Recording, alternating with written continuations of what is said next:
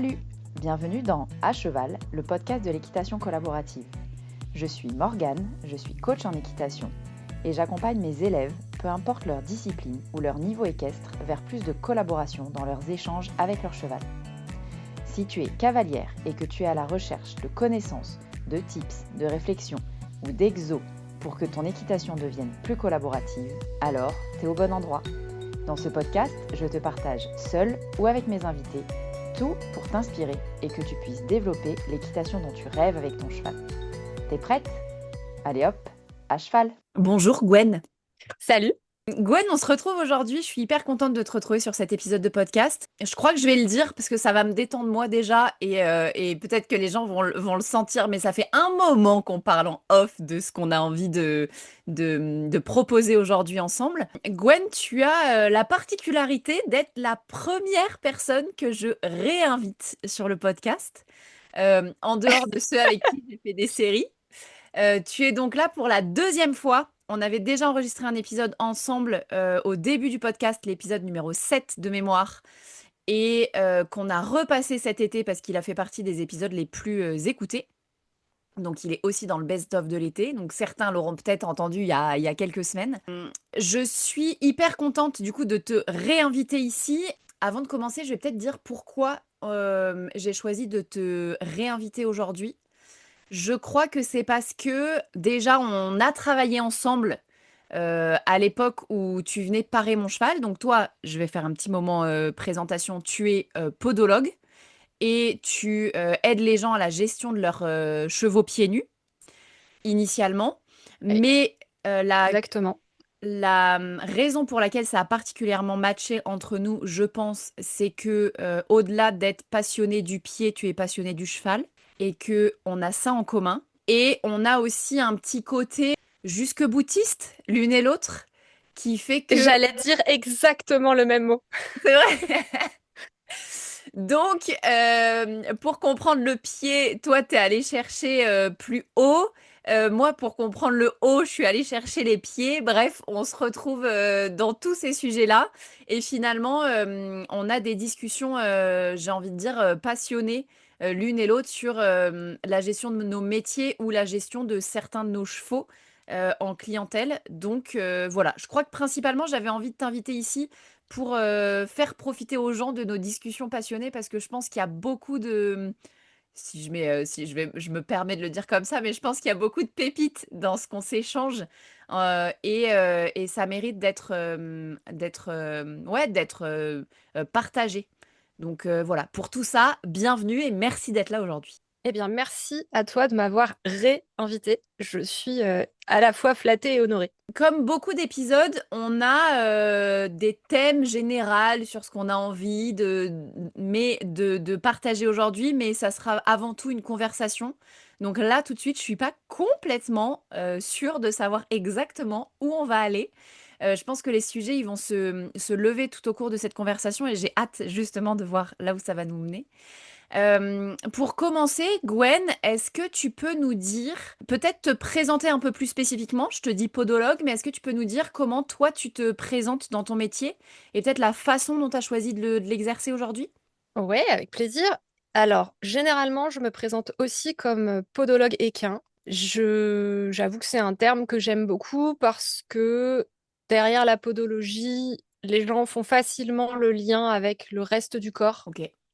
Pour ceux qui vont chez le podologue ou qui ont eux-mêmes, en tant qu'humains, besoin d'avoir ce type de suivi, c'est facile pour eux de faire le lien entre les semelles, les maux de dos, la posturologie, la façon dont, sans parler de semelles, leurs pieds vont se poser au sol et donc influencer le reste de leur fonctionnement et réciproquement, comment leur fonctionnement influence leurs pieds, enfin la façon dont leurs pieds se posent au sol.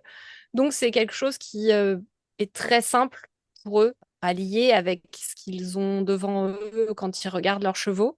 Mais c'est vrai que c'est souvent quand même un terme que je trouve assez réducteur parce que je me suis formée à plein d'autres choses Ouais. qui n'ont pas forcément de rapport direct parfois avec la podologie. J'ai été me former de façon longue en saddle fitting, Je me suis formée en bodywork, je me suis formée, la liste est longue, alors je vais pas toute la faire ici, mais c'est vrai que j'ai été quand même chercher assez loin pour comprendre effectivement comment moi je pouvais agir, Ouais. ce qui m'appartenait, ce qui ne m'appartenait pas, et comment je pouvais devenir un allié, enfin une alliée des proprios et donc des chevaux avec lesquels je travaille. Quand une boiterie ne m'appartient plus, Ouais. quand j'ai fait tout ce qu'il était possible de faire au niveau du pied, il faut aller référer au professionnel qui va avoir les éléments, les outils pour travailler le problème.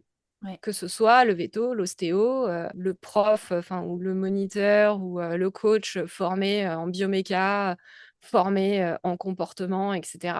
Donc, effectivement, j'ai vraiment à cœur d'avoir la vision la plus globale possible. C'est pour ça que mon métier ne sera jamais fini, je pense. Ouais. Et puis, j'ai commencé il y a quelques années maintenant à transmettre mes connaissances et les compétences associées aux propriétaires qui avaient envie ou qui avaient la nécessité de se former à l'entretien des pieds de leurs chevaux.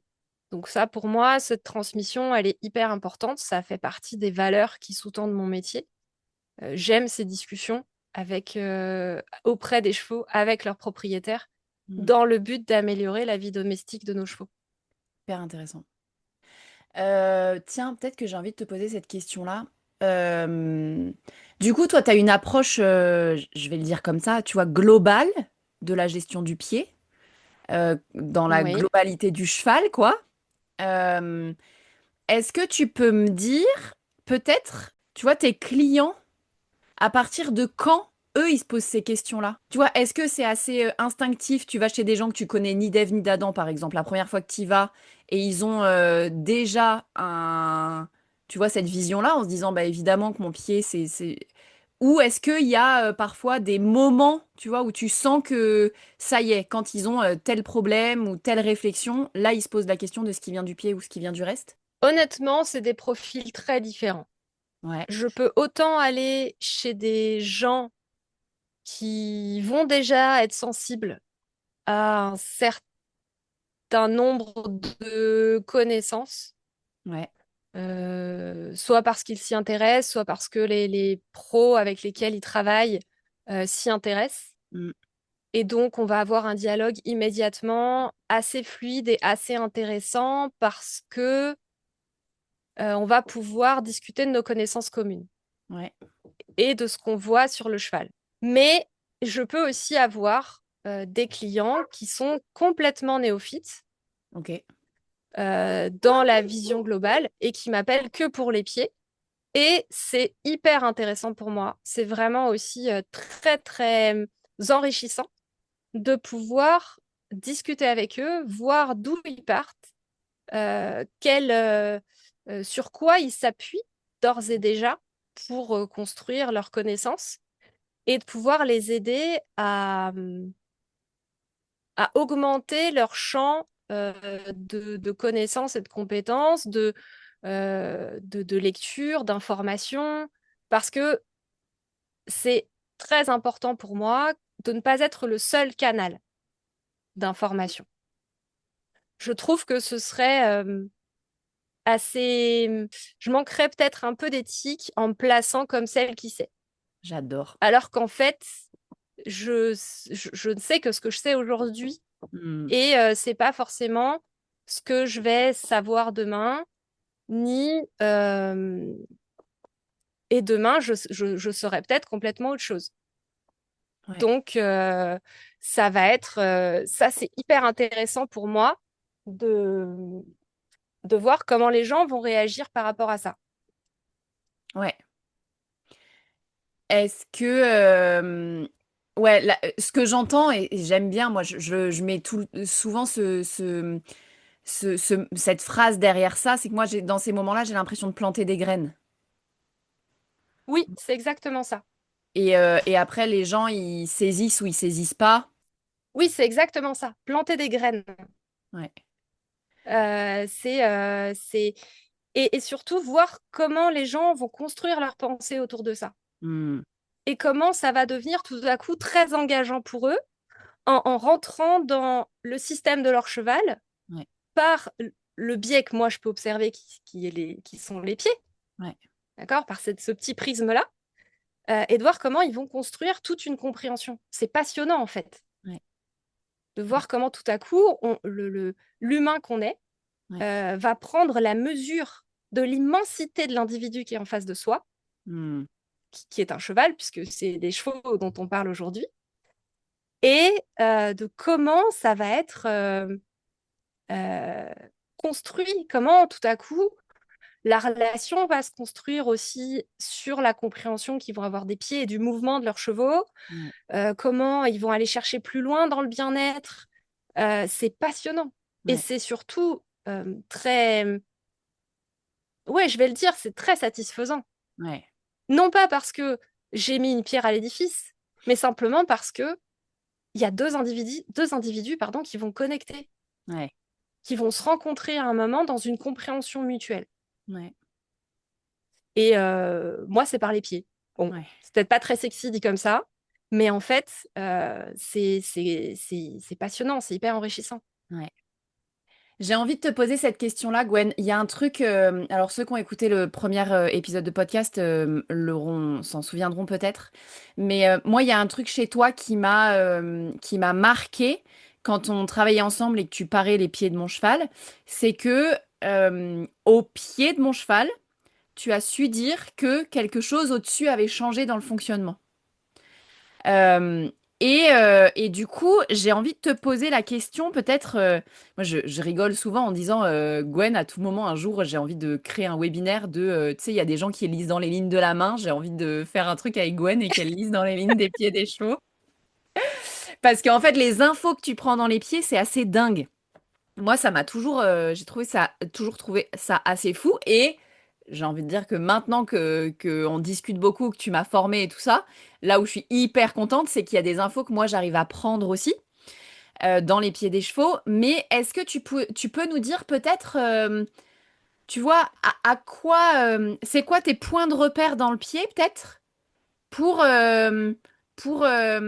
imaginer le fonctionnement que tu as au-dessus? Tu vois, qu'est-ce que tu regardes? Alors, la première chose déjà, c'est que ça n'a rien de magique. Et c'est simplement que plus on connaît de choses, plus on sait les voir. Ouais, Comme tu l'as très bien dit, toi, tu t'es formé. Et il y a des choses que tu vois mieux parce que tu les connais maintenant, ouais, parce que tu connais leurs conséquences, leurs influences, etc. ouais, Donc, en fait, ça n'a absolument rien, mais rien de magique. C'est quelque chose qu'on peut tous acquérir. ouais. Voilà, je n'ai pas la prétention d'être quelqu'un qui lit dans les pieds des chevaux. Pas Mm. du tout. Pas du tout. Quand on regarde le pied d'un cheval, il est le témoin de la façon dont il bouge, dont il va venir s'appuyer sur le sol. Ouais. Le pied va se déformer ou se former. Voyez-le, on peut le voir comme quelque chose de négatif ou de positif, mais ça n'a aucune valence en vrai. Il va prendre la forme de la façon dont il se pose au sol. Plus il va se poser de façon équilibrée, plus il va avoir une forme équilibrée, des structures qui vont être correctement développées, qui vont être à leur place, etc. Ouais. À partir du moment où on a un déséquilibre, ça va être marqué sur le pied. Que ce soit dans la forme de la paroi, avec des évasements, des sèmes, des choses comme ça, ou dans le développement des structures, avec un coussinet digital, l'arrière du pied qui va être faible, assez peu développé, etc. Mais ce sont des témoins. Donc, à partir du moment où j'ai une amélioration dans la façon dont le pied se pose, et donc dans la forme du pied, Ouais. je peux dire quelque chose a changé. Ouais. Si en plus, je connais finement le cheval qui est au-dessus, parce que j'ai effectivement, comme toi, quelqu'un qui est professionnel de la bioméca, de la locomotion, etc., et qui va pouvoir me donner des informations dans la période où je ne serai pas venue qui vont être extrêmement précises, Ouais. moi, je vais faire d'autant plus de liens précis. Ouais. Mais en regardant le cheval, en le voyant poser son pied, en voyant son déroulé euh, au pas, au trot, etc., dans les montées, dans les descentes, je peux corroborer ou au contraire me poser des questions parce que je vais avoir des éléments qui seront peut-être un peu plus incohérents Ouais. par rapport à la forme du pied et au développement des structures que j'ai devant moi. Ouais. Donc ça n'a rien de magique.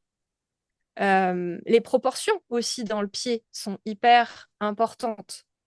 Les rapports de proportion entre les différents repères que l'on a, entre la forme des barres, la position des talons, leur verticalité, le fait qu'ils soient couchés ou pas, la portion de sol qui est devant la pointe de la fourchette. Ouais. Elle a un rapport proportionnel qui est important, qui est notable et qui va aider à définir les déséquilibres. Ouais. Et de ce fait-là, les éventualités où on va avoir des problèmes.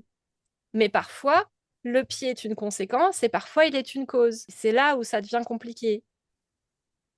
Ouais. Et j'ai envie de te poser la question, je sais pas si tu vas pouvoir y répondre précisément, mais est-ce que je me suis Essaye, posé on la... verra bien. Ouais, c'est ça. En fait, je me demande si, toi, de ton point de vue, est-ce qu'il y a des éléments qui t'orientent, tu vois, des éléments faciles qu'on pourrait partager là, par exemple, qui t'orientent sur le fait que le pied est la cause ou la conséquence d'une irrégularité ou d'une boiterie, par exemple? Alors, il y a des éléments très objectifs et faciles. Ouais. Un abcès va très fortement être la cause d'une boiterie ou d'une irrégularité, Ouais. par exemple. Une sème très importante, une Ouais. sème qui a pris beaucoup de place sur la hauteur de la paroi, qui s'écarte beaucoup, Ouais. va très probablement provoquer une irrégularité de foulée, Ouais. d'appui. Ouais. Et ensuite, il y a les fourmilières, pareil, les pourritures profondes de Mm. fourchette. Il y a des chevaux qui vont refuser de s'appuyer ou de prendre correctement une foulée parce qu'on a une pourriture profonde de fourchette, que ça vient tirer sur des Mm. chairs qui sont devenues sensibles. Même si au départ la fourchette est en tissu corné, plus la pourriture profonde de fourchette remonte, plus cette fente remonte vers les structures sensibles et vascularisées, plus ça va faire mal. Évidemment, la zone arrière du pied est une zone qui est extrêmement importante, Ouais. si ce n'est peut-être la plus importante.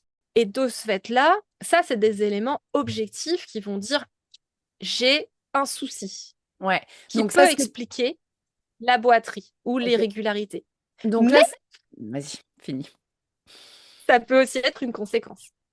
Et ouais, parce que tu Et vois, là, on ne va le savoir qu'en observant le cheval. ouais. Donc parce que là, ce que tu veux dire, c'est que c'est finalement des choses qu'on voit sur le pied, des problèmes Oui, visibles sur le pied. oui, Donc tu as un pied noir. Je mets mes mots et je caricature, hein, Gwen, tu sais bien comment je fonctionne. Mais j'ai un pied noir et qui pue.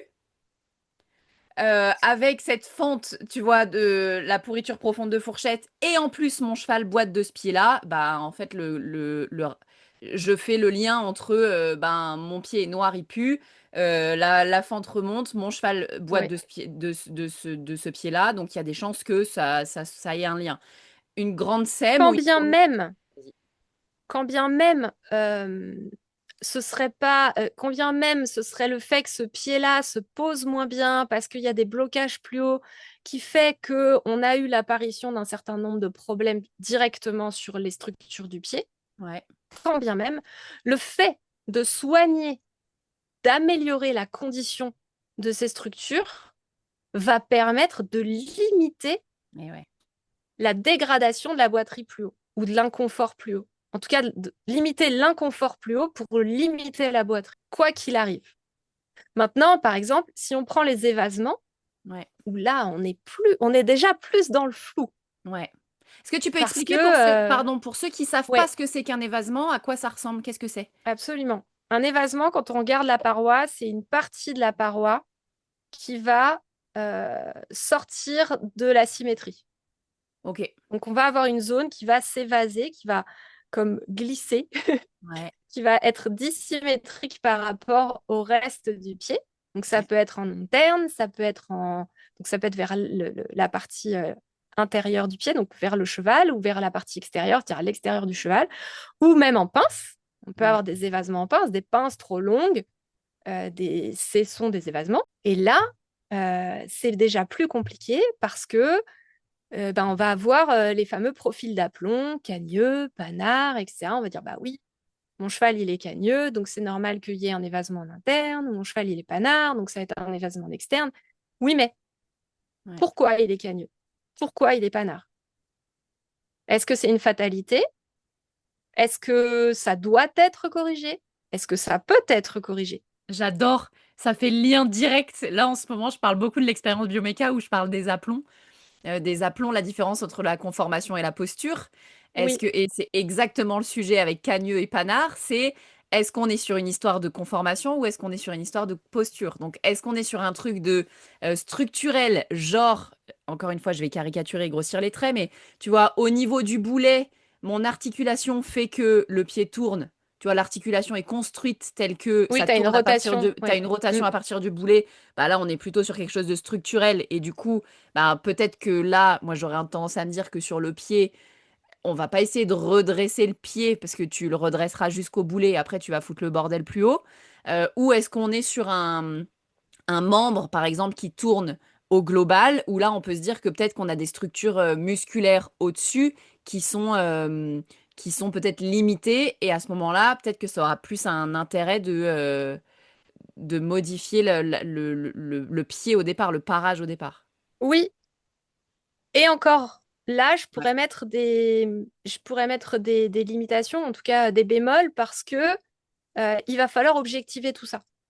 Ok. Il va falloir objectiver que ta rotation au niveau du boulet, Ouais. sur les articulations basses, elle n'est pas liée à un remodelage osseux Ok.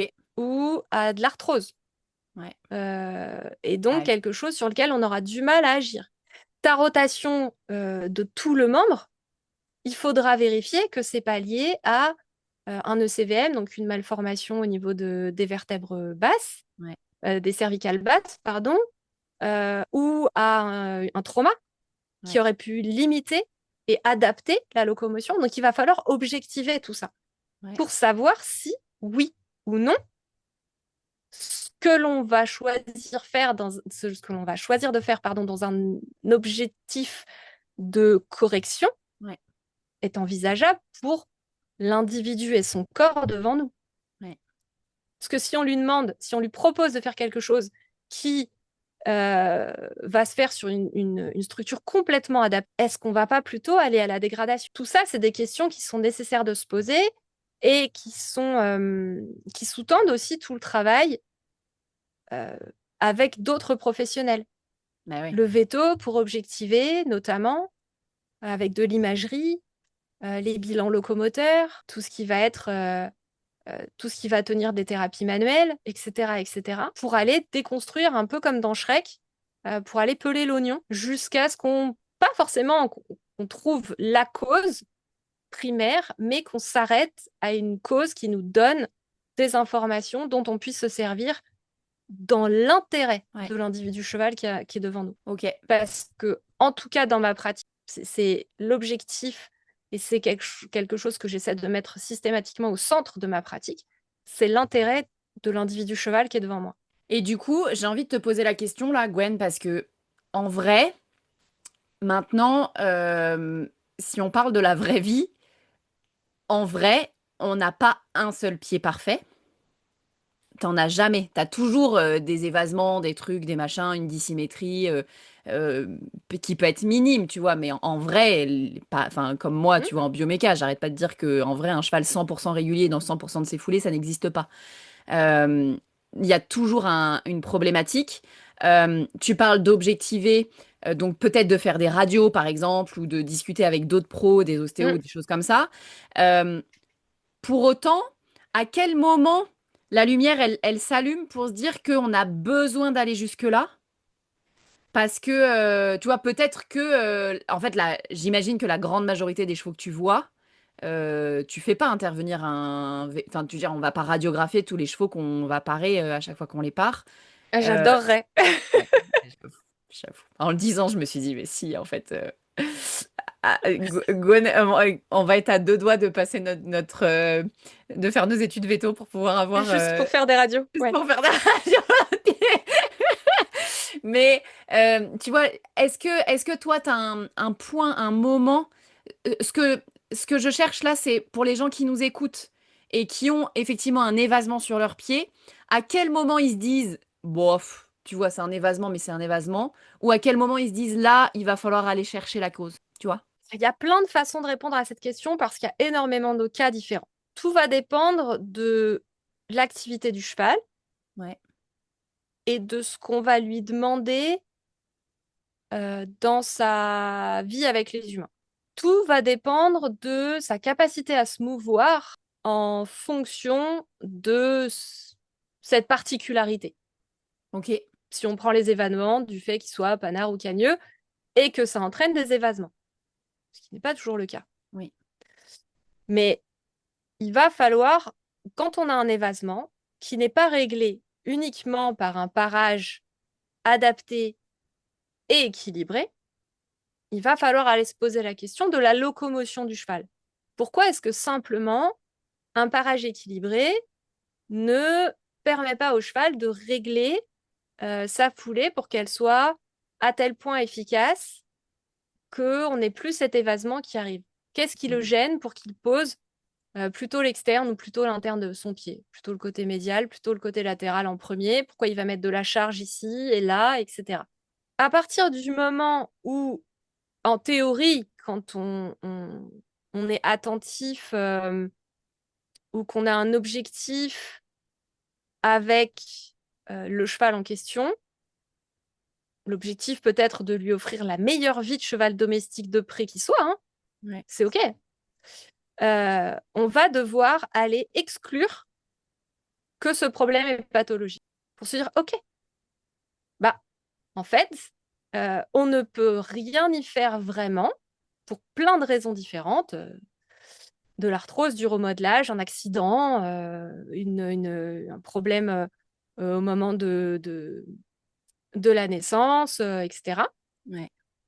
On ne peut rien faire, donc on va s'atteler à prodiguer au cheval un parage équilibré le plus souvent possible pour que son pied garde l'équilibre qui est le plus efficace le plus souvent possible, le plus longtemps possible.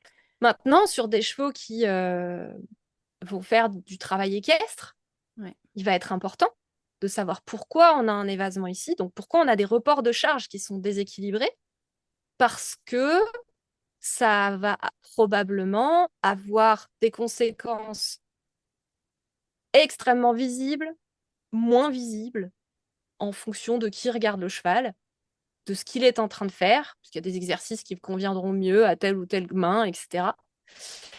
Mais ça aura des conséquences. Mais quand je parle de conséquences, je ne parle pas forcément de maladies, de problèmes.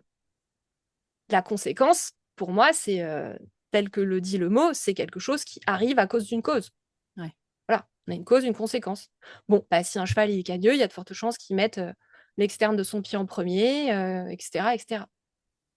C'est juste ça. En fait, l'observation de ces différentes particularités, leur caractérisation en problème ou pas, Ouais.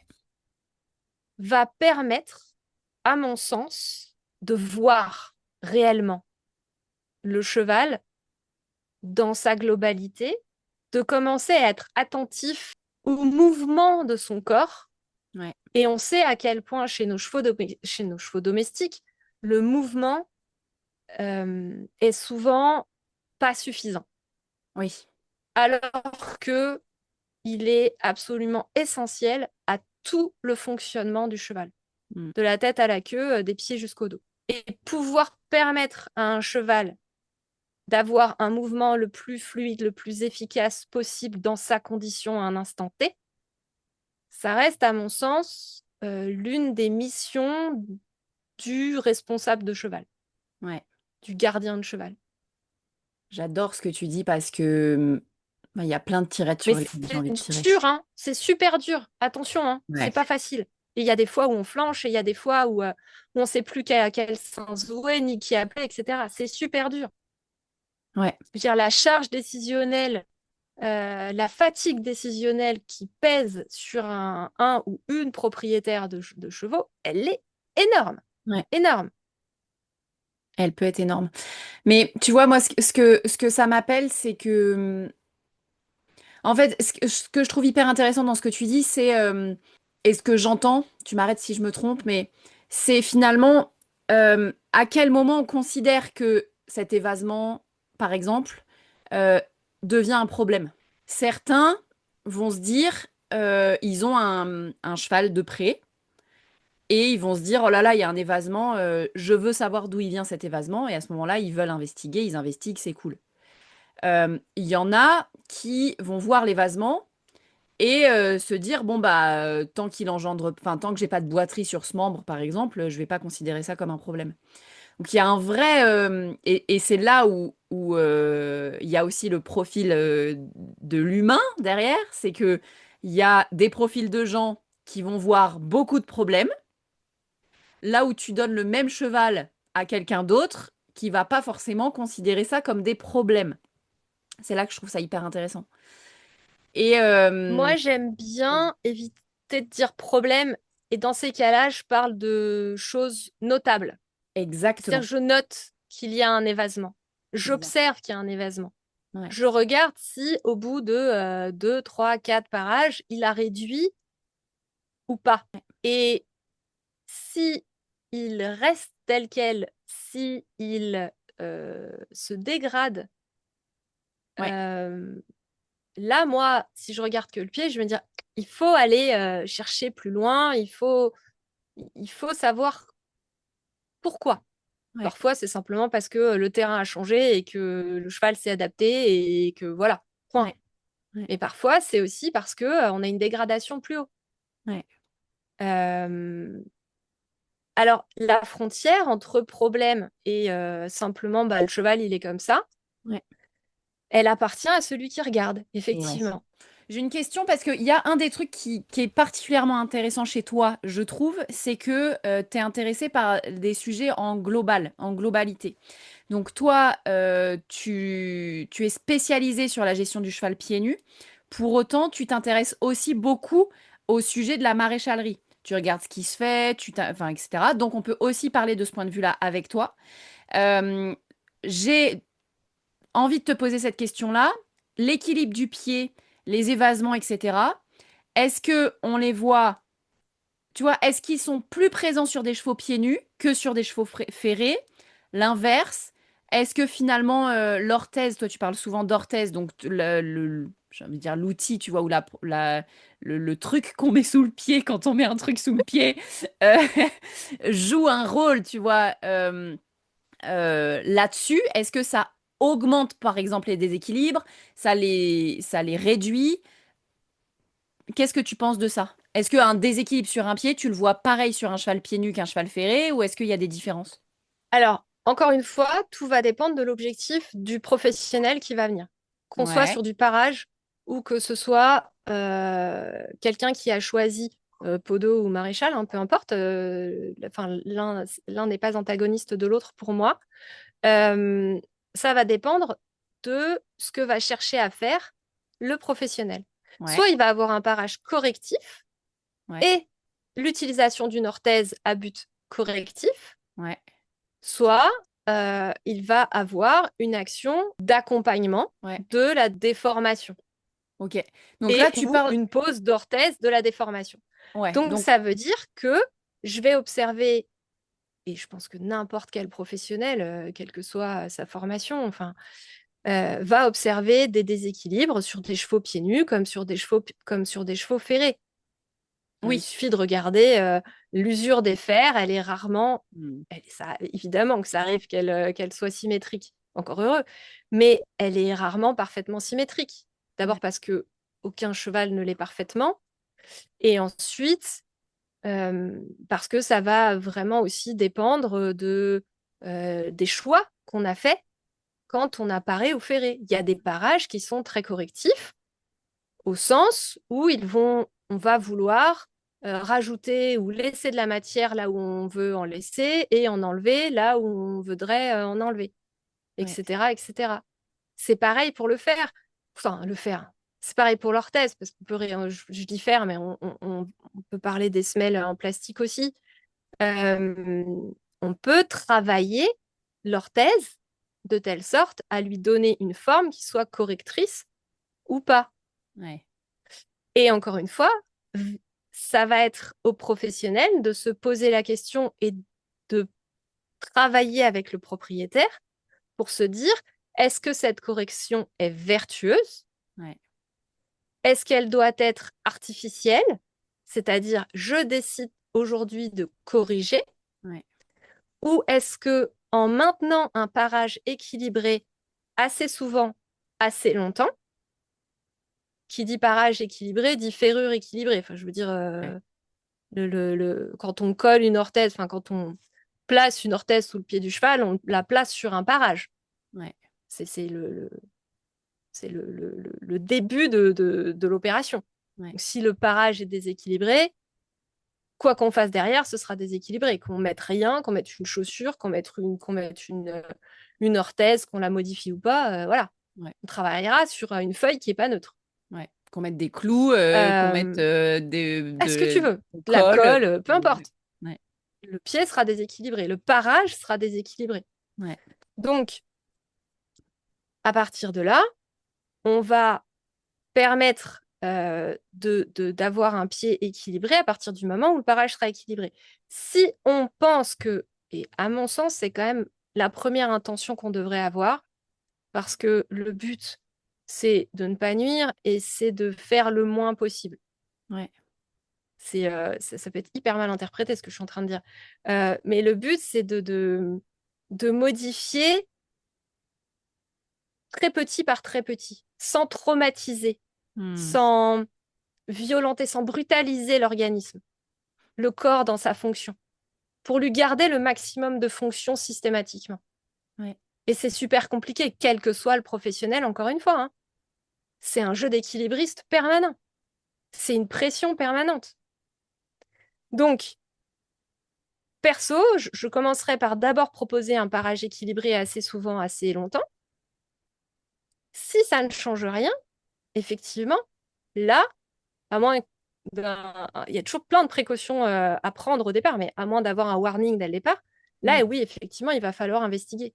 Pourquoi est-ce que malgré l'équilibre, ce cheval ne reprend pas une locomotion euh, équilibrée, naturelle, physiologique? Ouais. J'adorerais pouvoir dire c'est noir, c'est blanc, un problème, une solution. Ouais. Ce serait oublier qu'on bosse avec du vivant et Ouais. qu'en fait, une solution qui se sera résolue, enfin une solution, un problème qui se sera résolu avec une solution Y à un instant T, ne pourra pas se résoudre de nouveau avec cette solution Y à un instant T plus 10. Ouais, c'est ouf. Parce qu'entre les deux, il y a plein de paramètres qui auront changé. Il y a plein de paramètres qui se seront peut-être fixés définitivement aussi. Ouais.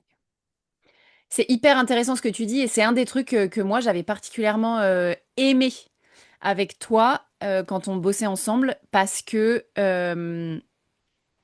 pour toi c'est, tu vois, j'entends toujours ce truc de le confort du cheval d'abord, tu vois, et on avait discuté, enfin on discute régulièrement hein, du fait de corriger ou pas corriger les aplombs des chevaux par le parage.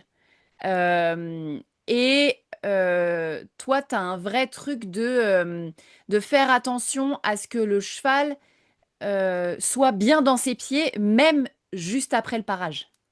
Tu vois? Oui, parce que ce qui m'intéresse, mais ce qui intéresse n'importe quel professionnel du pied, c'est que le cheval fonctionne. Alors là, après, c'est quels moyens on y met. Ouais. Mais quand on est conscient du fait que euh, le cheval, c'est sans mouvement de, dans plein d'aspects de sa vie, il meurt à petit feu, Ouais. on, on se doit d'essayer du plus fort que l'on peut. Alors évidemment, ça rate, hein.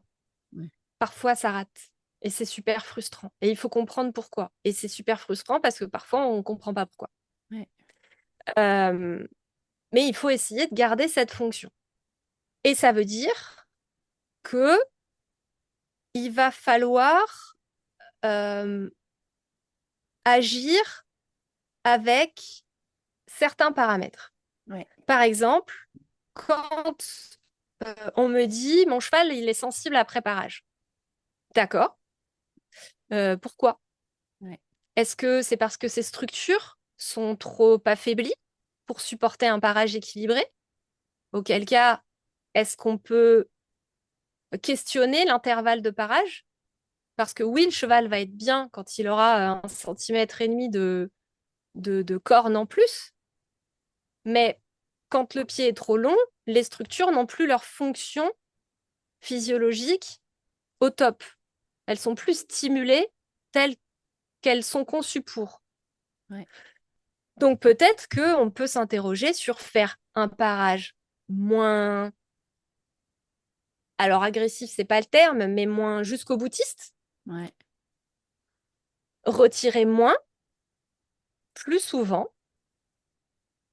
et de ce fait-là, arriver à ce que le cheval reprenne de la fonction avec un minimum de confort systématiquement, qu'on lui redonne la possibilité de bouger. Ouais. Puisqu'on lui redonne la possibilité de bouger, il va de nouveau se servir de ses pieds correctement et de l'ensemble de son corps de façon vertueuse. Et on va pouvoir assez rapidement, en fait, arriver à un parage euh, tout à fait celui qu'on aurait fait au départ, Ouais.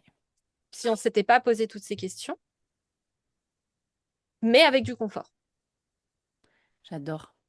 Donc, mon cheval est sensible à préparage ou au moment où le professionnel vient, parce qu'encore une fois, il peut être sensible une fois qu'on lui a mis des orthèses, mais on va aller questionner le parage, à moins qu'il y ait un problème au niveau de l'étroitesse de l'orthèse qu'on a choisi ou qu'il y ait eu un souci avec la qualité ou l'inclou ou je ne sais pas. Enfin, ça arrive, c'est pas, voilà, on repasse, on refait, c'est pas la fin du monde.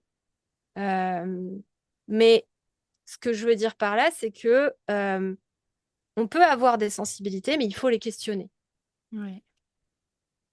Parce qu'un cheval, il n'est pas né avec des protections aux pieds. Bah Donc, il non. faut aller questionner l'environnement, il faut aller questionner le parage, il faut aller questionner les intervalles de parage, etc., etc. Donc, je trouve que je vais aller au bout, tu vois, concrètement, moi, en tant que propriétaire, et je vais essayer de mettre des images pour moi, j'aime bien pour être sûre d'avoir compris. En fait, ce que j'adore dans l'intervalle de parage dont tu parles là, c'est qu'en gros, pareil, je vais caricaturer, grossir les traits, mais c'est des choses qu'on connaît. J'ai un cheval pieds nus que je fais parer 2 fois par an. Pardon. Ouais. Oui. J'ai eu un OK de surprise. Oh. Je Mais ne m'attendais pas à ce paradigme. OK? Mais tu vois, enfin, on va à l'extrême, mais parce qu'il y a plein, moi, il y a le nombre de personnes qui me disent, je passe mon cheval pieds nus et du coup, je pars plus que, il y en a plein, plus tous les mois, tous les quelques mois, etc. Euh, donc, ça veut dire que je vais faire enfin, mon pareur va faire un parage, si moi je m'y mets pas. Mon pareur va faire un parage et va donc mettre le pied nu, comme nous, un équivalent de j'ai plus de chaussures. Pendant 6 mois, on a des espèces de semelles compensées qui vont pousser si on fait un parallèle avec l'humain. Et au bout de 6 mois, on enlève les chaussures. Donc on enlève les semelles sous les pieds et on repose directement le pied au sol. C'est ça. Donc ça, c'est hyper intéressant parce que, enfin, tu vois, c'est l'image qui vient de me venir. Je me dis qu'évidemment que si on fait ça, nous, en tant qu'humains, tu vois, quelqu'un qui marche jamais pieds nus, par Ça exemple, marche pas. c'est pas possible. Non. Moi, je marche, par contre, moi, par exemple, je marche beaucoup pieds nus. Et donc, il y a une espèce de corne qui Oui, se fait sous mes pieds qui fait que, bah, en fait, j'ai toujours mes pieds au sol, mais je suis plutôt confortable sur un grand nombre de de terrains. surface. Donc, les chevaux, c'est pareil. Ce serait comme dire que parer, si je prends un extrême, tu vois, de parer même très peu pour quelqu'un qui se serait formé comme moi, par exemple. Moi, il peut m'arriver de parer 1 fois par semaine ou 1 fois tous les 15 jours. Alors, je vais pas enlever, on s'entend, hein, j'enlève pas 1 centimètre de corne tous les 15 jours, justement pas. Mais je fais un coup de râpe à droite, un coup de râpe à gauche. Et du coup, ça permet à mon cheval d'être sur son pied tout le temps. Ce qui fait qu'il s'habitue à marcher avec son pied nu. En fait, tout est. Soit il a un milieu très abrasif dans son pré et on va aller voir si c'est pas délétère. Ouais. S'il a vraiment la corne qu'il faut, et les structures qu'il faut pour pouvoir le supporter, soit je me poserai des questions. Quand les fanères arrêtent de pousser comme ça, c'est qu'il y a des questions à se poser. D'un point de vue plus métabolique ou santé, quoi. C'est ça que tu veux dire, Ouais, par exemple, ouais. stimulation aussi, simplement. Ah, ok. Donc peut-être, Si on reste dans le pied, ouais. donc si on reste dans le pied, peut-être qu'un cheval comme ça qui pousse pas, c'est aussi un cheval qui bouge pas assez finalement, seulement. Soit il est surstimulé, donc dans un milieu trop abrasif, Ouais. soit au contraire, alors il y a des réflexions qui tentent à dire que, soit au contraire, il n'est pas assez stimulé. Hyper Mais intéressant. souvent quand même derrière, il y a quelque chose à aller chercher dans le métabolisme. Ouais. Après, c'est encore une fois plus de mon ressort, mais c'est des choses sur lesquelles moi je vais interpeller. Un cheval, on te dit non, mais c'est pas la peine, il pousse pas. Oui, alors moi, si mes ongles arrêtent de pousser, je me pose des questions. Ah. Et je marche même pas dessus, hein. Donc si mes cheveux arrêtent de pousser, je me pose des questions. Ouais. Ouais, bien sûr, bien sûr. Si la qualité de tes cheveux se dégrade, tu te poses des questions, tu te dis, oh, c'est bizarre. Il y a vraiment des questions à se poser sur autant le plus que le moins. Et il y a un équilibre à trouver. On parlait de parage équilibré. Il y a un équilibre à trouver dans le, le management qu'on a des pieds de nos chevaux. Ouais. Évidemment, c'est pour ça que j'ai répondu à la demande qui m'a été faite tout au départ de transmettre, Ouais. parce que au niveau du coût, autant quand on passe un cheval pieds nus, on ne va pas faire d'économie. Ah oui. Voilà, il faut se le dire, on va Mm. pas faire d'économie. Mais en revanche, quand on investit dans sa propre formation, Mm. on va faire des économies. Même si on ne va pas forcément parer soi-même. J'ai honnêtement des gens qui viennent, qui n'ont plus le physique pour parer eux-mêmes, pas plus qu'une fois de temps en temps, Ouais. mais qui viennent pour apprendre parce qu'ils ont envie de savoir à qui demander des informations, quand les demander, comment réagir quand ils ont telle ou telle problématique, est-ce qu'ils doivent s'inquiéter ou pas, acquérir des outils pour Mm. éviter de s'inquiéter et pouvoir agir en fonction des situations, pouvoir appeler son professionnel au bon moment, Et pouvoir lui transmettre les bonnes informations. choisir son En fait, professionnel. choisir son professionnel, mais encore une fois, ça c'est beaucoup plus personnel. Oui. Mais voilà, tout ce corpus de choses que l'on acquiert quand on se forme, pas Mm. seulement quand on s'informe, hein, mais quand on se forme, Mm. ça permet alors d'acquérir de l'autonomie, de faire à terme des économies, évidemment. Parce Ouais. que si on se dit, ah ouais, ce serait bien quand même que effectivement je fasse plutôt des parages tous les 15 jours. Oui, alors 50 euros tous les 15 jours, c'est pas la même chose que 50 euros toutes les 8 semaines. Ah oui. Ah bah oui, non, c'est sûr. Moi-même, je sais, je suis propriétaire, hein, donc je sais que tous les jours, quand je regarde mes chevaux, je perds de l'argent. Oui, et puis ouais, Euh, et va dire à un pareur ou un maréchal, je voudrais que tu partes mon cheval tous les 15 jours. La plupart, ils vont dire, non, mais attends, tu sais, j'ai autre chose à faire, hein. Je suis bien débordée sûr, depuis longtemps, je vais pas venir tous les bien 15 jours. sûr, mais Par bien contre, sûr, se former pour le faire soi-même, oui. et- bien sûr, mais complètement. Parce qu'encore une fois, on va arriver dans le truc, la phrase anglaise less is more, c'est-à-dire euh, faire le moins pour obtenir le plus. Ouais. En gros, hein, pour mal la traduire, c'est vraiment ce qui sous-tend l'entretien des pieds. Vaut mieux faire petit souvent que beaucoup brutalement d'un seul coup, très rarement. Ben oui. Et ça, on l'entend depuis des années et on le répète. Et une fois qu'on l'a expérimenté, Ouais. c'est complètement différent. Ben oui. Et on voit des évolutions qui sont assez folles et Ouais. qui ne sont même plus, je peux même plus dire, ah oui, c'est moi qui ai. Ouais. Non, c'est pas moi. Je passe C'est le plus. propriétaire et le cheval qui ont tout fait, hein. Point. Moi, j'ai soutenu un peu, tu vois, à distance, où j'ai donné des conseils, j'ai Bah soutenu, oui. etc. Mais en fait, on devient, et Hmm. je parle là en tant que propriétaire à la base qui s'est formé, on devient un acteur puissant, Ouais. un, un allié réel Ouais. dans le pratico-pratique du quotidien Ouais. de son cheval. Ouais. Mais tu vois, parce que, enfin, moi, je vais parler de mon expérience. Je peux parler de mon expérience un peu? Bah, Ah, c'est ton podcast, hein. fais comme chez toi. Voilà. Non, mais parce qu'il y a quand même un truc qui a été assez dans ce qu'on a bossé ensemble. Du coup, moi, c'est quand j'étais dans les Pays de la Loire. Aujourd'hui, j'ai déménagé, c'est pour ça qu'on travaille plus ensemble. Euh, mais Et encore, c'est pas tout à fait vrai parce que je te suis quand même à distance régulièrement. c'est vrai. On peut Donc, pas dire qu'on travaille plus non, du oui, tout c'est vrai. ensemble. Je veux dire que c'est plus toi qui râpe les pieds de mes chevaux, quoi. On va le dire comme Absolument. ça. Mais il y a quand même un truc qui est assez. Tu vois, au départ, tu venais toutes les 6 8 semaines.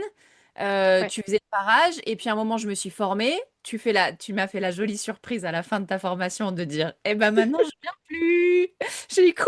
Mais si, bien sûr que si tu viens. Et tu m'as dit, non, non, non, je viens plus. Tu m'envoies toutes les photos que tu veux, mais je Je viendrai t'ai plus. dit, je viens plus pendant. Je crois que je t'ai dit, je viens plus pendant 3 ou 6 mois. Tu m'as dit 6 mois. Tu m'as dit 6 mois. Je t'ai donné une durée. Ouais, c'est ça, 6 mois. Mais passé le petit moment de panique, effectivement, il y a le moment où ben tu sais que enfin je savais que tu viendrais pas, donc fallait que je m'y mette. C'est aussi à ça que ça sert, tu vois. C'est ce que tu disais quand tu l'as fait. Tu dis mais si je Ouais. continue à vivre toutes les 6 semaines, tu vas pas t'y mettre. La plupart des gens s'y mettent pas. Et tu as raison.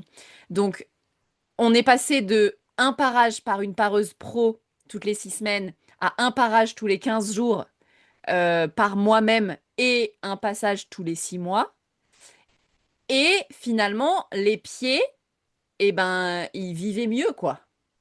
Donc moi, j'ai expérimenté Hmm. vraiment ce truc-là de l'époque, et puis là, je le vois encore bien maintenant. Aujourd'hui, c'est un peu différent parce qu'ici, j'ai 3 chevaux à gérer. Et 3 chevaux, c'est pas un. Donc je vois que mes intervalles, ils augmentent, et je vois que les pieds, ils vont de moins en moins bien, tu vois. Alors on reste sur du correct, hein, j'ai pas des chevaux boiteux. Mais par rapport à ce que j'ai connu, ça me plaît moins.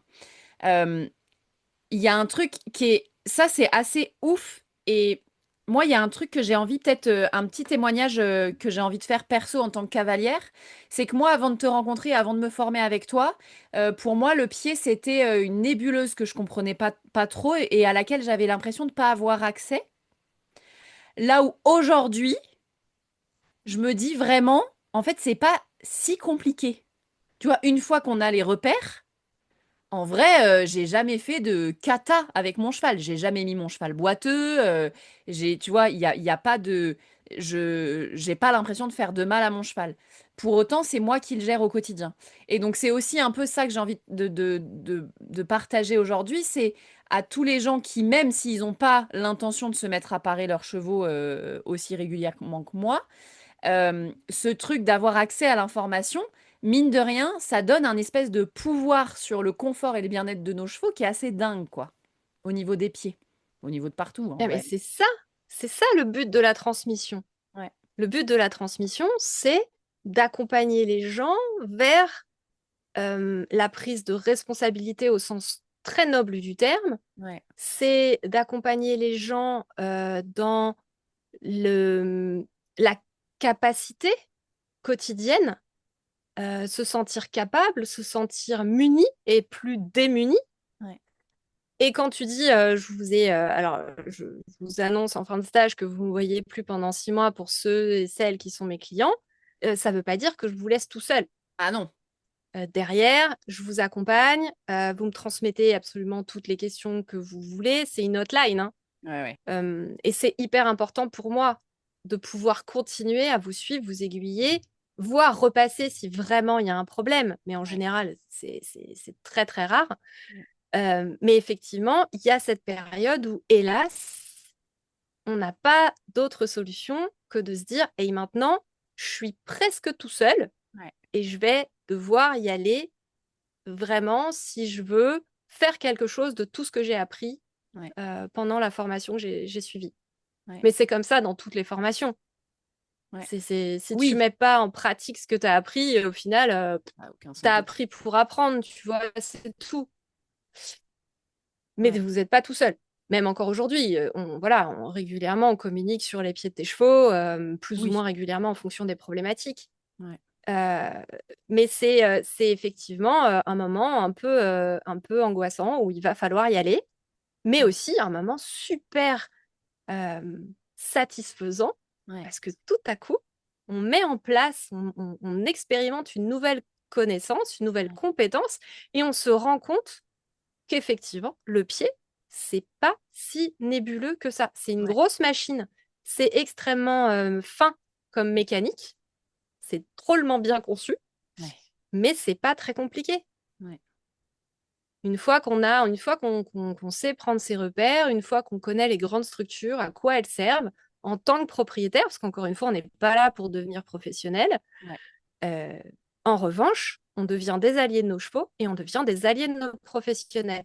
Parce que savoir quelles questions, quelles informations transmettre à son veto, à son maréchal, Ouais. parce qu'on aura su prendre correctement des photos, qu'elles ne seront pas de biais, prises de haut, prises du bas, qu'on n'aura pas des perspectives qui troublent, permettra une évaluation cohérente et fine Ouais. du problème à distance et donc du soutien, de l'appui qu'on va trouver de la part de notre professionnel rapidement. Et ça, c'est essentiel quand on est encore une fois propriétaire avec une charge décisionnelle, avec une fatigue décisionnelle, avec une charge mentale de dingo, parce que avoir des chevaux, c'est quand même une énorme charge mentale. Oui. Savoir qu'on va pouvoir transmettre correctement et être aidé rapidement, c'est quand même super soulageant. Oui. Moi, c'est pour ça que je me suis formée, c'est pour plus me sentir toute seule Oui. face à plein de questions, face à plein de problèmes. Oui. Et savoir que quand je parle à mon veto, bah, je comprends ce qu'il me dit. Quand je lui envoie des photos, il me dit « Ah, c'est chouette, je vais pouvoir t'aider avec les photos que tu m'as envoyées, je n'ai pas besoin de te redemander. Ouais. » Waouh! Ouais. Bah, professionnel qui n'est pas fatigué égale professionnel plus disponible. Ouais. Grave. Grave. Ça paraît bête à dire, hein, mais rien que pour ça. Ouais, rien que pour ça, en fait, la qualité, même ce que je vois dans nos échanges, tu vois, quand moi je t'envoie des photos et que derrière tu me dessines 3 traits dessus, tu vois, où tu me mets le trait vert, le trait rouge et le trait bleu, là j'ai ça en tête, tu vois, pour me dire, bah tu vois, là, on aimerait que la paroi elle s'arrête ici, tu vas râper jusque-là, tu vas. Et en fait, c'est hyper. Parce que la photo de base te permet de le faire aussi. Oui, En fait, c'est bien très, sûr. finalement, c'est très rapide pour l'une et pour l'autre. Et puis nos échanges, ils sont hyper quali, quoi. On n'a pas besoin de parler 2 heures d'un truc pour se comprendre. Et ça paraît. Ils sont efficaces. C'est ça, ils sont efficaces, on va vite. Efficace, ouais. Après, si on a besoin de partager une inquiétude, évidemment, on prend le temps. Bien Mais sûr. on se base au moins sur un référentiel qui est commun, qui est clair, qui est Ouais. exploitable. Et Ouais. ça, ça fait partie des choses qui, pour moi, sont des prérequis. C'est le prérequis à tous les autres chapitres qui suivent dans la formation. Ouais. Oui, de faire Voilà, des photos correctes. voilà, ouais, faire des photos correctes. Ouais. Ouais. Trop bien. Et Gwen, ça me vu qu'on permet, parle. moi, de travailler sur des chevaux que je connais pas. Bah oui. Bah oui, oui, carrément. Parce que finalement, tu les auras pas tous vus. Donc, tu vas accompagner au parage des chevaux que tu Non, n'auras pas paré toi-même, quoi. exactement. Gwen, est-ce que, en quelques grandes lignes, tu peux nous dire en quoi consistent les formations que tu proposes aujourd'hui? Alors, aujourd'hui, ce que je propose, c'est quelque chose que j'appelle hybride. Il y a toute une partie en ligne qui va regrouper la théorie et Ouais. une journée de présentiel qui sera vraiment dédiée à tout l'aspect pratique. Pratique du parage, pratique de la prise de repères, maniement des outils, mise en sécurité, ergonomie de travail, etc., etc. Répondre à toutes les questions d'ordre pratique. Tout ce qui est d'ordre théorique, on l'aura vu avant. On l'aura vu avant sur 5 modules répartis sur 5 semaines qui se terminent tous par une visio Ok. au cours de laquelle on va pouvoir apprendre à se connaître, puisqu'on va tous se voir un jour en vrai. Donc, on va apprendre à se connaître, on va apprendre à connaître les situations de chacun et de chacune. On va pouvoir poser des questions, évidemment, sur le contenu, mais aussi sur les parallèles qu'on a fait, les situations perso, les situations du quotidien. Ah oui, tiens, j'ai vu ça, moi j'ai remarqué ça sur mon cheval, ça ressemble à ce qu'on a vu dans tel module. Vas-y, typiquement, oh là là, cette semaine, il s'est passé ça, on a découvert une énorme fourmilière, je suis complètement paumée. Ok, très bien. Je débloque le module qui parle de ça. Vas-y, va voir. Mais voilà les tips que tu vas pouvoir tout de suite mettre en place. Ça, pour moi, c'est hyper important d'avoir cette connexion-là immédiate avec l'ensemble du groupe. C'est des petits Ouais. groupes. Pour l'instant, on est 8, entre Ok. 8 et 10 maxi sur les groupes pour vraiment avoir un échange dans un espace où on va pas subir trop de monde, être parfois un peu invisibilisé aussi, pouvoir poser des questions, pouvoir apprendre à se connaître, se sentir en sécurité aussi, parce que quand on évoque les chevaux, on évoque toujours des choses qui sont souvent émotionnellement impactantes, Ouais. que ce soit dans le positif ou dans le négatif. Donc pour moi, c'est très important d'avoir ces échanges. Et puis, la journée de pratique que j'ai évoquée. Et ensuite, on a 6 mois où je vais être pleinement dispo à travers la communauté sur la plateforme de formation pour répondre à toutes les questions. Ok. Voilà. Par âge, donc chacun peut intervenir dans les postes de l'autre, évidemment, et c'est même très encouragé de commencer à avoir des choses, à dire ah moi je vois ça, etc. Mais moi je vais être là aussi pour répondre. Ensuite, on passe à des coachings individuels qui sont différents de la formation, où là encore une fois, on me transmet les photos de la situation actuelle et à partir de ces photos, on aura ensuite un temps d'échange en visio sur les axes d'amélioration, les questions qui restent, etc. Quel professionnel on peut faire venir, voilà.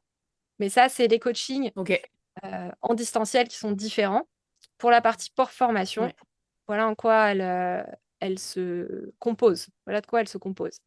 Et la prochaine ouverture aura lieu entre mi et fin septembre.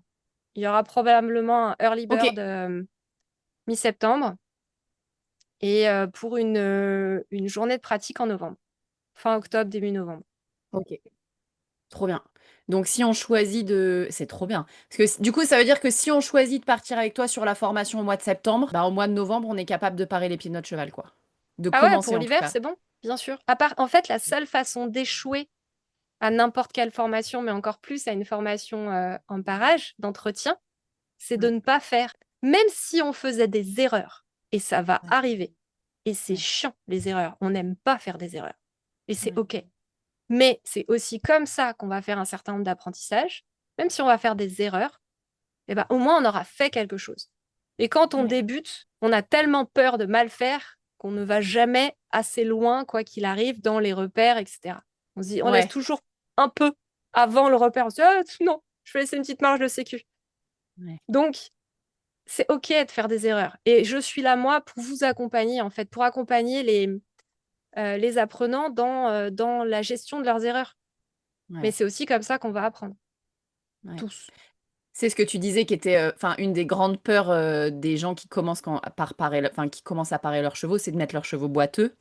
Ouais. Ou de les faire saigner, tu vois, d'aller tellement gratter que les chevaux saignent. Et C'est c'est pas vrai que, possible. et c'est des trucs que tu dis, mais ça n'arrive jamais, en fait. Ça n'arrive jamais parce Non, que comme vous avez cette peur-là, de toute façon, moi, je passe beaucoup plus mon temps à te dire vas-y plus que à oui. te dire vas-y moins, quoi. Et surtout, comme on a appris de quoi était constitué le Bah, pied du bien sûr. cheval, Ouais, comme on a appris où commençaient les structurer et où elles se finissent, on sait bien qu'on ne va pas aller à un ouais, endroit où on risque de faire saigner. bah, bien sûr. Puisqu'on sait qu'à cet endroit-là, on ne doit pas aller. On n'y va pas. Eh, Finalement, la plupart du temps, on ne fait de toute façon pas assez quand on débute. Et c'est le jeu du début, hein. ouais, C'est pour ça qu'on est accompagné, que j'accompagne encore pendant 6 mois pour dire, Eh, là, va un peu plus loin. ouais, ose, vas-y. C'est Ouais, ça. ouais. Mais C'est derrière, parce que là, effectivement, il est il faut plus grand. avoir le jeu de transmettre ces photos. Et c'est Bah pour oui. ça que je veux avoir des petites communautés où Ouais. on connaît les gens et où donc on sait qu'on peut transmettre les photos en toute sécurité. Et oui. Là, je me suis Sans plantée, jugement. regarde. Et on sait qu'on va pas avoir de regard malveillant ou de petites piques qu'on pourrait avoir sur des plus grosses communautés. Parce Bah que oui. c'est beaucoup plus difficile de gérer de très grosses communautés. Ouais. Ok. Trop bien. Eh ben écoute, Gwen, c'est un moment qu'on discute. Moi, j'ai adoré notre conversation. Est-ce qu'il y a peut-être quelque chose que tu aurais aimé dire qu'on n'a pas dit? Je pense qu'on a fait pas mal le tour. Je pense que j'ai envie de finir sur un truc qui me tient vraiment à cœur, qui a rapport au parage, mais pas tant que ça. Vas-y. J'aimerais bien que les propriétaires arrêtent de dire c'est ma faute.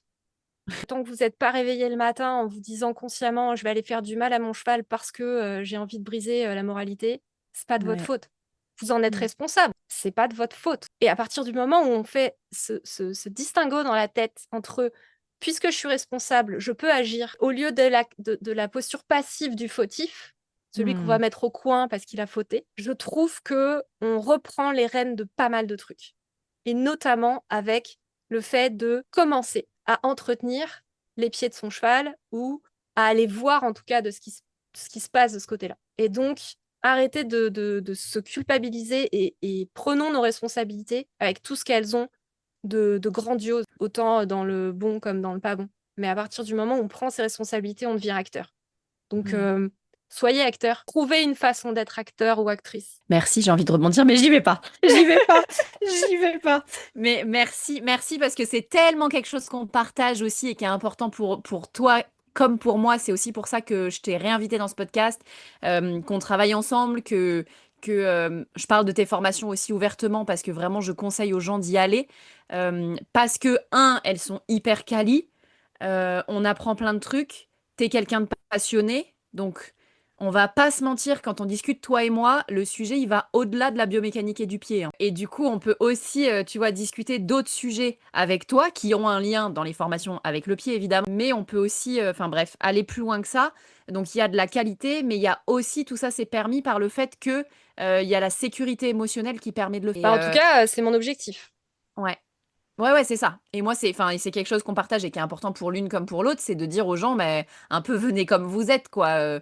Nous, à partir du moment où tu as envie d'apprendre, il n'y a pas de questions bêtes, Oui, il y a pas de faute, comme tu dis, il non, n'y a pas de trucs rédhibitoires. Il y a quelqu'un qui a envie d'apprendre, qui se pose des questions, et c'est oui, à nous, en tant que formateurs, d'y répondre, de trouver aussi parfois la bonne formulation pour que la personne capte ce qu'on a envie de dire.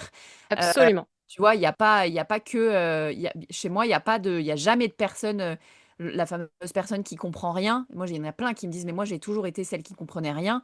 Ben, est-ce que tu es la personne qui comprend rien ou est-ce que c'est le formateur qui sait pas trouver la bonne formulation, tu vois? Nous, on En est, formation, j'ai régulièrement des gens qui ont, comme moi, des troubles 10, dyspraxie, Hmm. dysorthographie, dysgraphie, dyscalculie. Et j'ai à cœur de comprendre finement quelles sont leurs problématiques, qu'est-ce que ça pose comme problème dans leur quotidien, notamment dans leur quotidien d'apprentissage, pour pouvoir me permettre d'adapter mes formulations, mon discours, mes outils, de telle sorte à ce qu'elles repartent avec le maximum de billes, comme tous les... Ou à l'inverse, quelqu'un qui a l'impression de capter plus vite que la moyenne, il y a aussi cette adaptation possible. euh, Absolument. Oui, D'aller, et c'est là l'intérêt des petits comités comme avec lesquels toi et moi on travaille, quoi. oui. Parce qu'effectivement, quelqu'un qui va capter 3 slides après celle que je viens de dire dans une des vidéos va pas me poser les mêmes questions pendant la visio de groupe que quelqu'un qui aura suivi de façon un peu plus linéaire. Ouais. Et auquel cas, soit j'y réponds immédiatement, soit c'est une réponse que je vais faire en off et on va se prendre 10 ou 15 minutes pour que j'y réponde en off parce que sinon ça va troubler les autres. Ouais. Et c'est une question que sur laquelle je reviendrai au moment idoine pour l'ensemble du groupe, de telle sorte Ouais. à ce que tout le monde, en revanche, puisse avoir accès à la réponse. Ça, c'est hyper Exactement. important. Même si la Ouais. question est un peu, un peu trop tôt, il est important que quand même tout le monde puisse avoir cette réponse-là. Hyper intéressant. Trop bien. Eh ben écoute, Gwen, je crois qu'on va conclure là-dessus. Est-ce que ça te va? Oui, c'était parfait. Merci Trop beaucoup. bien. Avec plaisir. Et ben pour ceux qui veulent te retrouver, je mettrai les liens dans la description de cet épisode de podcast. On peut te retrouver sur les réseaux sociaux Facebook et Instagram sous le nom En équilibre sur tes quatre pieds, si je ne me trompe Oui, pas. c'est exactement ça. Tu as aussi un site internet du même nom? Non, pas encore. Ok, J'y réfléchis, je sais pas. très bien. Donc on te retrouve sur les réseaux sociaux et si jamais on a envie de se former avec toi, comment on procède? Eh bien, il suffit d'aller sur la page de la formation Ouais, et de s'inscrire à la liste d'attente ou de m'envoyer un petit message sur Messenger ou sur la messagerie d'Insta ouais. pour qu'on puisse commencer à discuter et répondre aux questions au sujet de l'information si vous vous en posez encore, etc. Pas de Ok. problème. Super. Donc là, au moment où on enregistre cet épisode et au moment où il va sortir, il y a une session qui va partir enfin, qui commencera fin septembre, début octobre. C'est C'est ça. ça. 2025 du coup. Mais comme Oui, on est sur un podcast et que le podcast reste longtemps, si jamais vous écoutez ce podcast sous plus tard que ça et que vous avez quand même envie de vous informer sur la formation, n'hésitez pas à contacter Gwen en message pour savoir quand seront les prochaines sorties, les prochaines sessions. absolument. Voilà. Et ben écoute, Gwen, merci beaucoup pour cet échange. Eh ben, merci à toi. J'étais ravie de repartager ce moment en ta compagnie. Ouais, c'était très cool. Et puis, je dis à nos auditeurs, à bientôt, à la semaine prochaine. Et puis, bonne journée à toi. À bientôt à tout le monde.